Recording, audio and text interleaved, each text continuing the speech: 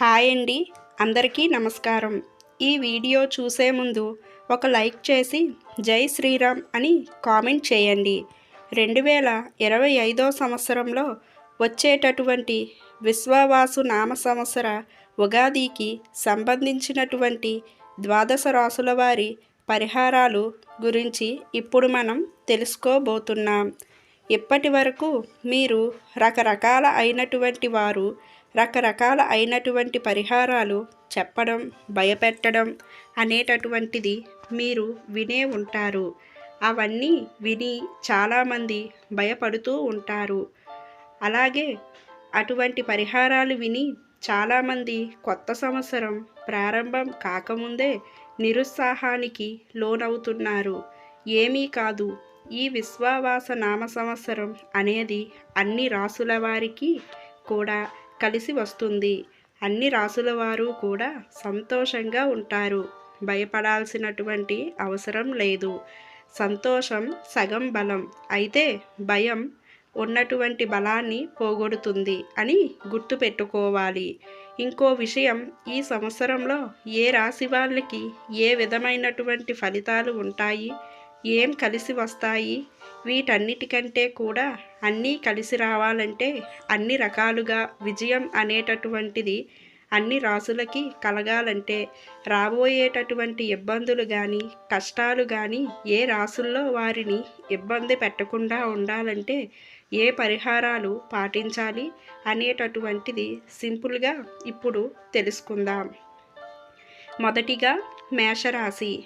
మేషరాశి వారు ఈ సంవత్సరం 7 మొక్కల్ని నాటడం వల్ల ఉగాది నుంచి మొదలుపెట్టి కానీ లేదా ఉగాది తర్వాత ఏ రోజైనా సరే 7 మొక్కల్ని నాటడం వల్ల, అంటే ఏమో గులాబీ మొక్కలు, మందార మొక్కలు పట్టుకొచ్చి ఇంట్లో నాటుకోవడమో కుండీల్లో వేసుకోవడమో కాదు, రోడ్డు పక్కన కానీ మీ ఇంటి బయటవైపు రోడ్డు పక్కన కానీ దేవాలయంలో కానీ ఇంటి ఆవరణలో కానీ అవి పెద్దగా ఎదిగి నీడని ఇచ్చేటటువంటి మొక్కలు ఉంటాయి కదా.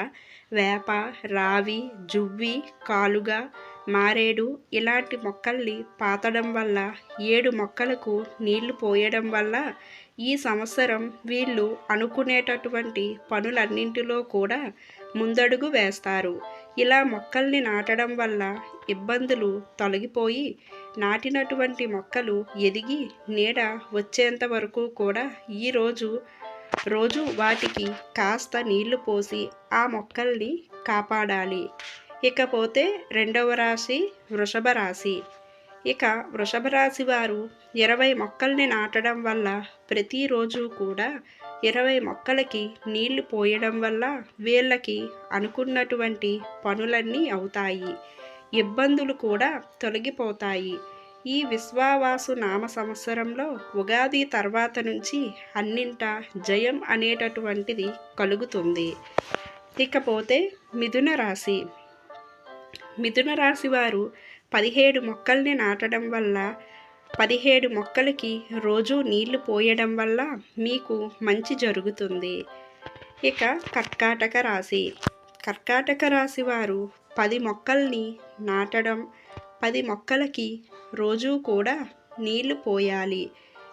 సింహరాశి. సింహరాశి వారు 6 మొక్కల్ని నాటి 6 మొక్కలకి నీరు పోయడం వల్ల, కన్యారాశి వారు 17 మొక్కల్ని నాటి 17 మొక్కలకి నీరు పోయడం వల్ల, తులారాశి వారు 20 మొక్కల్ని నాటడం, వృశ్చిక రాశి వారు 7 మొక్కల్ని నాటడం, 7 మొక్కలకి నీళ్లు పోయడం, ధనస్సు రాశి వారు 16 మొక్కల్ని నాటడం, 16 మొక్కలకి నీళ్లు పోయడం, మకర రాశి వారు 19 మొక్కల్ని నాటడం, 19 మొక్కలకి నీళ్లు పోయడం, కుంభరాశి వారు 19 మొక్కల్ని నాటడం, 19 మొక్కలకి నీళ్లు పోయడం, మీనరాశి వారు 16 మొక్కల్ని నాటడం, 16 మొక్కలకి నీళ్లు పోయడం వల్ల ఈ సంవత్సరం, ఈ విశ్వావాసు నామ సంవత్సరంలో వచ్చేటటువంటి చికాకులు అనేటటువంటివి తగ్గుతాయి. ఎటు చూసినా మొక్కలు నాటడం వల్ల పాపమే కానీ నష్టమైతే లేదు కదా. నమ్మకం ఉన్నవారు మొక్కలు నాటితే, వీలున్నవారు ఈ పరిహారం చేయగలిగితే మనం అవసరమైన రోగాలు బారిన పడకుండా ఆరోగ్యంగా ఉంటాం. మనతో పాటు మన చుట్టూ ఉన్నవారు కూడా ఆరోగ్యంగా ఉంటారు. పర్యావరణానికి కూడా మేలు చేసిన వారిమవుతాము. ఈ వీడియో మీకు నచ్చినట్లయితే లైక్ చేసి సబ్స్క్రైబ్ చేసుకోవడం మాత్రం మర్చిపోకండి ఫ్రెండ్స్. అలాగే పక్కనున్న గంట సింబల్ని క్లిక్ చేస్తే నేను పెట్టే మరిన్ని వీడియో నోటిఫికేషన్స్ అనేవి మీ ముందుంటాయండి. ధన్యవాదములు.